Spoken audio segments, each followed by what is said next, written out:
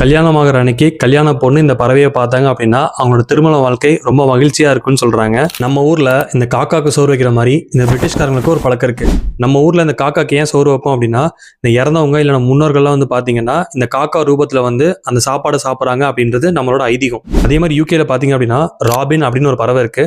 இந்த ராபின் தான் யூகேவோட national bird. இந்த ராபின் பறவை உங்க வீட்டுக்கு வந்துச்சு அப்படின்னா உங்க இறந்து போன சொந்தக்காரங்க அந்த பறவை ரூபத்துல உங்க வீட்டுக்கு வராங்க, இல்ல உங்க வீட்டுக்கு ஏதோ மெசேஜ் சொல்ல வராங்க அப்படின்றது இந்த ஊரோட ஐதீகம். நம்ம ஊர்ல போகி கொண்டாடுறோம்ல, போகி பாத்தீங்கன்னா பழைய எண்ணெய் கழிதலும் புதிய எண்ணெய் புகுதலும் தான் நம்ம ஊரோட ஐதீகம். அதே மாதிரி இந்த ராபின்ற பறவையை யூகேல ஒரு புது தொடக்கத்துக்கு உண்டான ஒரு சிம்பலா பாக்குறாங்க. நம்ம ஊர்ல பாத்தீங்கன்னா இந்த கழுதையோட படத்தை போட்டு எண்ணெய் பார் யோகம் வரும்னு போட்டிருப்பாங்கல்ல, அதே மாதிரி இந்த பறவையை பாத்தீங்க அப்படின்னா உங்களுக்கு அதிர்ஷ்டம் வரும்னு சொல்லிட்டு இந்த ஊர் மக்கள் நம்புறாங்க. இந்த பறவையை இவங்க எவ்வளவு பாதுகாக்கிறாங்க அப்படின்னா, இந்த பறவையை கூண்டுல அடைச்சிங்க அப்படின்னா இயற்கையே தாங்காது, கடவுளுக்கே அது பொறுக்காது அப்படின்னு சொல்லிட்டு இந்த ஊர்ல போயமே இருக்கு. கல்யாணமாகிற அன்னைக்கு கல்யாண பொண்ணு இந்த பறவையை பார்த்தாங்க அப்படின்னா அவங்களோட திருமண வாழ்க்கை ரொம்ப மகிழ்ச்சியா இருக்குன்னு சொல்றாங்க.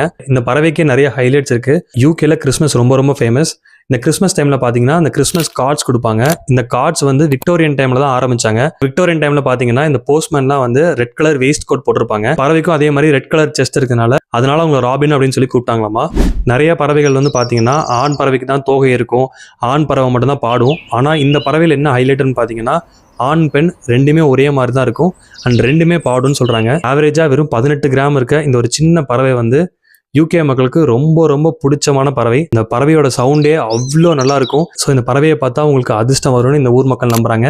ஸோ நீங்க யூகேல இருந்தீங்கன்னா இந்த பறவையை பார்த்துருக்கீங்களான்னு கமெண்ட்ல சொல்லுங்க.